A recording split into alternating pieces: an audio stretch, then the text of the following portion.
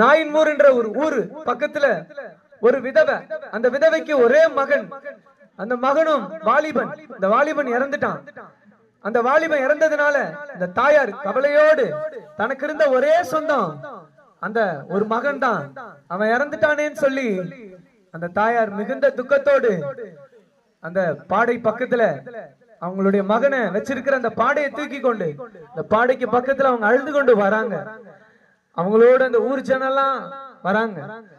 அப்படி ஒரு துக்கத்தோடு இருந்த அந்த சூழ்நிலையில இயேசு அந்த தாயாரை பார்த்தார். இயேசு அவங்க மீது மனதுருகினார்.